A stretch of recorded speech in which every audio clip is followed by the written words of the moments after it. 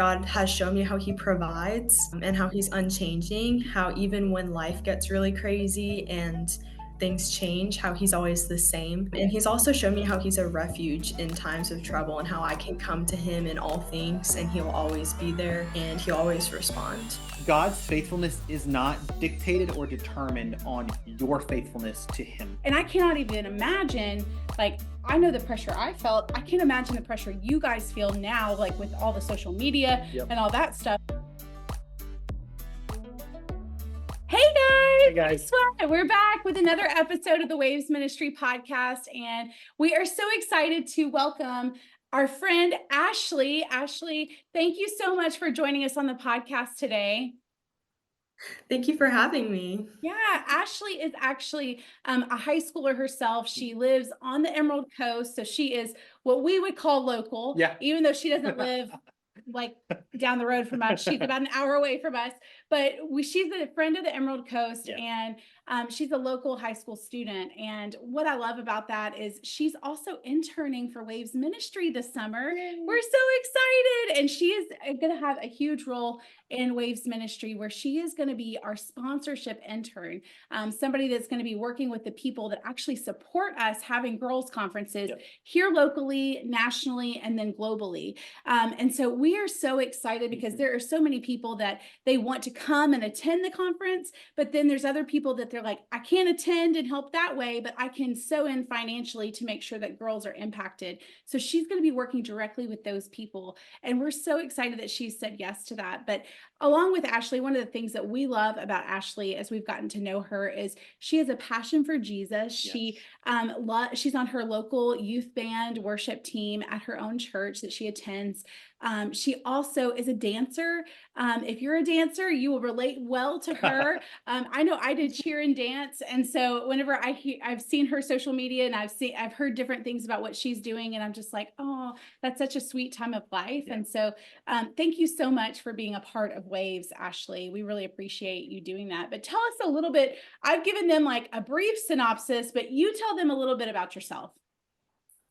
Well, I mean, you covered pretty much everything I was gonna say, but yes, I am in high school and I do spend a lot of time at dance. I think I've been dancing for about 14 years now. So Wow. it's been quite a long time.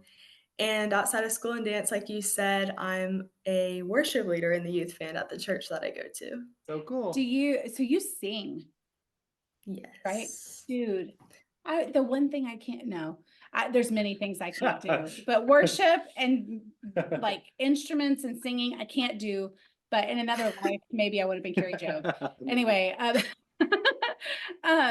so we're so thankful for that you're on the podcast. Yeah, well, so as we always do, we always like to kind of set things up off a little fun note. And so the question that we're asking this season is, what is your favorite song to listen to that gets you just pumped up, like hyped up?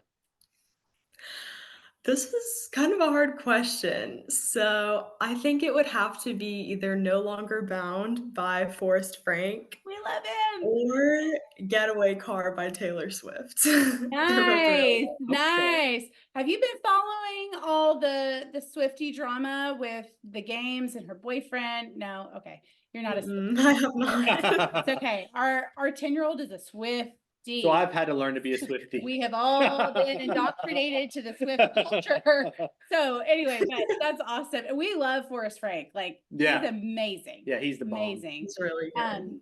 That's awesome.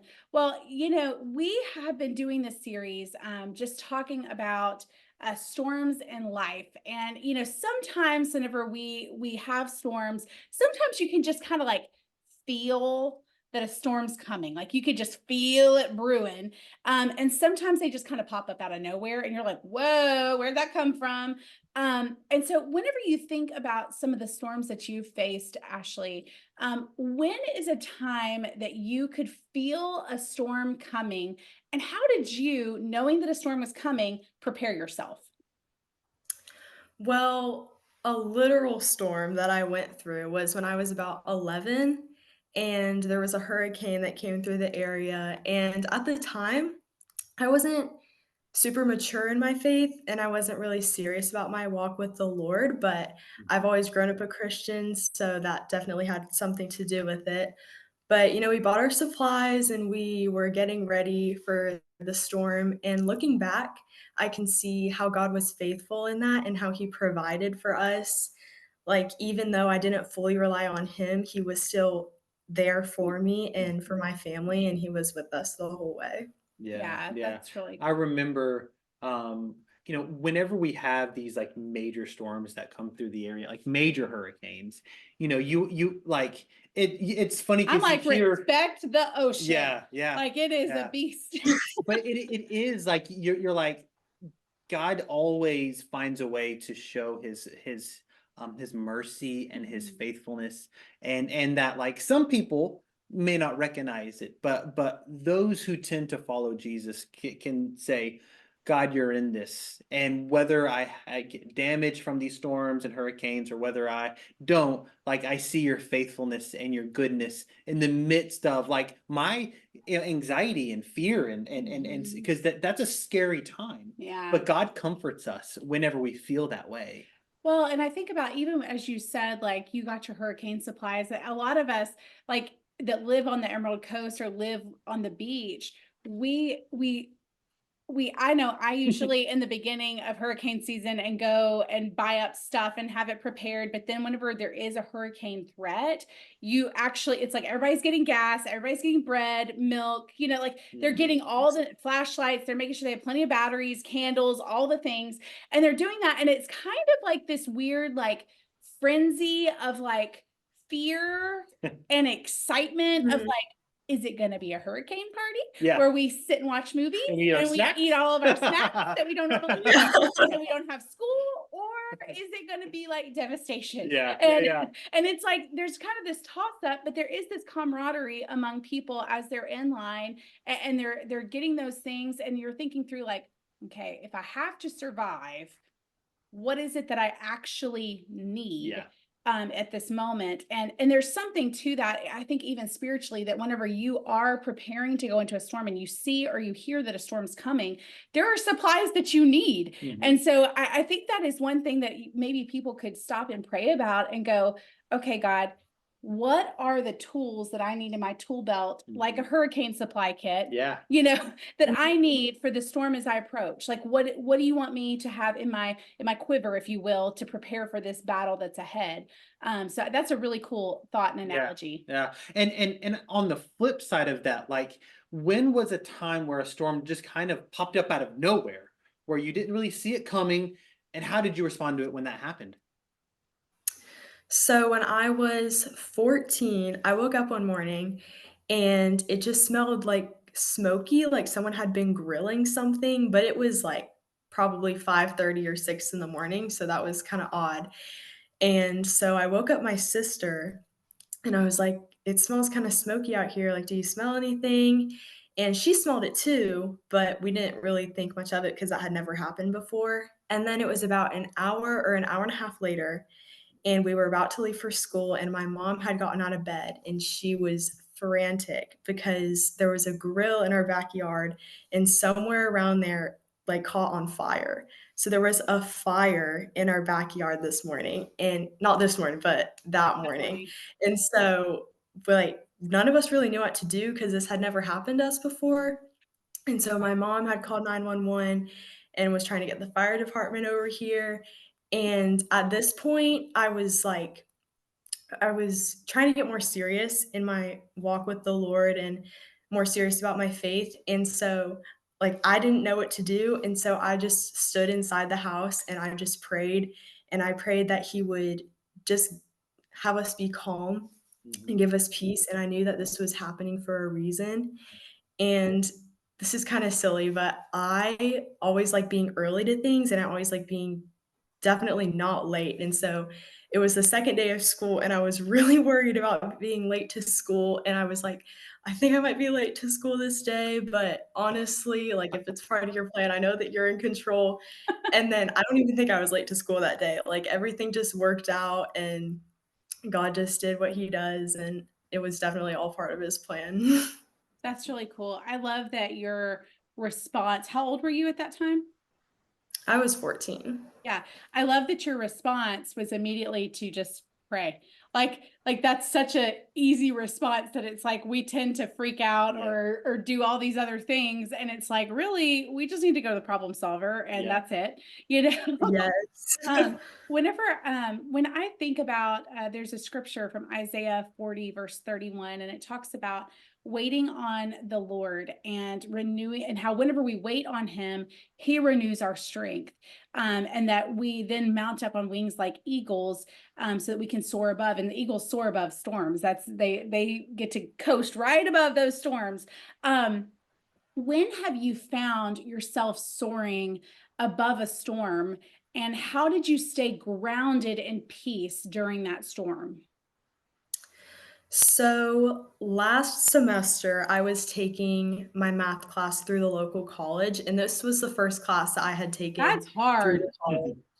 Yes, I was really nervous about it, but I was working really hard the whole semester, trying to make sure that I did really well in the class. And then the final rolled around, and I'd heard bad things about this final. I'd heard it was really hard, and even my teacher said it was really hard. And so me and They all my say that. They're classmates like, by the way, I made this really hard.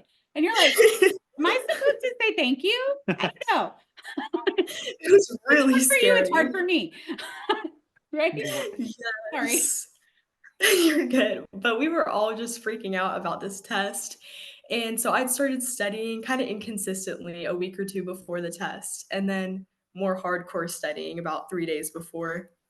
And You're then I such a wook better up the student than morning. I was. Oh, me too. Me too. I was like, oh, the day before, I should probably study. Sorry, go ahead. College is better.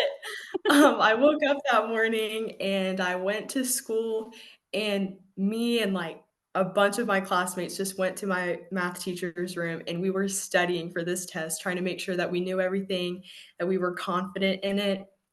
And then one of the girls that was in our group was like, "We just need to pray for this, like, can someone pray for us?" And so we just were in my math teacher's classroom, and we just all prayed for this test, and we're like Cool. we thanked him for the class, even though it was really hard, and we prayed that we would do well, and we trusted that he already knew the outcome. And I feel like as a group, we did pretty well. Like, I definitely believe that praying helped the situation for sure, and knowing that God knew the outcome gave us all peace that he already knew what was gonna happen and that he was in control. That's really That's so cool. cool. I love that, y'all turn to prayer together. Like what a testimony too of like whenever you're anxious about something to pray and pray in partnership, Yeah. like that's amazing. Mhm. And what's really cool is that we tend to forget that God cares about the little things, right? Like we know, we tend to pray for all these God do these big things, but really God also cares about the little things, right? My test, right? All the little things, God is in the details of our lives. And in the lives, we all are going through different things in different seasons and different stages of life. And sometimes we get so preoccupied with things that we tend to forget that like God actually cares about those details. Like you could ask, well, God, help me with my, help my mom, she's struggling, help my family, they're sick, help this, help this. And we want all the big things, but sometimes it's like, you know God, help. We had a guest on this season, and she was talking about how there was a time where she just like all she could say was help. She had nothing else to say. And so that it's just, it reminds me, like, sometimes all we have is just saying, God, help. Like, you care about the details, you care about the little things too. So I think it's pretty cool that your thought was, I don't know what to do, so I'll just pray. Yeah. you know Yeah. I when these storms come in our lives, we tend to our flesh tends to get in the way sometimes, right? Sometimes we might muster up and try to think, well, I can do it, God. I can show God that I can do it, right? I'm big and strong. Or I'm tempted to run to, substances. I tend to run to bad and toxic relationships. Or, when these types of storms hit your life, what are some of those temptations that you face when you're in those storms? So there was this one time where I was in a friend group, And then I kind of felt like I wasn't as included as I used to be, and that I could be spending more time with friends that really encouraged me and where the friendships were beneficial. And changing friend groups is a really difficult thing to do. Like, it's not Oh easy, and it yeah. was really tempting. It was really tempting for me to just stay with the same friends because that's what I knew and that's what was comfortable. But there's a verse that mentions how iron sharpens iron and Yeah. friendships, like, friends can strengthen each other up. And Yes. so I had to remember that if the friendships weren't being really beneficial and strengthening, then it was important for me to spend more time with friends that really were encouraging to me. Yeah. That's awesome. That's really, really cool. That's That's so awesome. awesome. My like, I'm a dad, and when I see, my kids being in the similar case where they feel like they're being left out or they're not really as included as they used to be, and me being Mr. Personality, and I'm like, well, go make new friends. It's super easy. But it is a challenging thing because you might could talk to somebody, but to get into that group, into a different group, it is a little challenging, and it's scary, and there's a lot of anxiety that comes along with that because you're like, oh my gosh, what if they don't like me? What if they think I'm weird? What if I have this? What if and it's not healthy, to be in this group where you're being kind of torn down, or you're being, you're not being sharpened. You're it's kind of it's a dulling rather than a sharpening. Well, and I think too, like there are natural stages and breaks where it's easy to transition friend groups that it's like, okay, we're transitioning from eighth grade to ninth grade. Some people will go to different schools and like we're all going to a new campus. And so like there's kind of this like, okay, Yeah. but the farther I think you get into high school, I think it gets tougher and tougher. Would you say that is the case? Yeah. Yes. Yeah. Cause Mhm. I know like I was, don't judge me. I was a cheerleader and in high school and I decided not to cheer my senior year. And that was a lot of people were not nice to me about that because they were like, it's your senior year. This is our time to shine. We are the girls. Like, they were like that whole thing. And I was like, I'm like, I don't want to be run by practices. Yeah. And I don't want to be run by whether I have a bow in my ponytail. And if I don't have a bow in my ponytail, I'm going to get a demerit. Like, I wanted to just attend all the things as a senior and just be in the senior class. And so a lot of my friends kind of me, because I wasn't gonna keep doing the cheer thing. And I felt like I had to find a new friend group my senior year. And I was like, and it was a Yeah. tough senior year for me at first.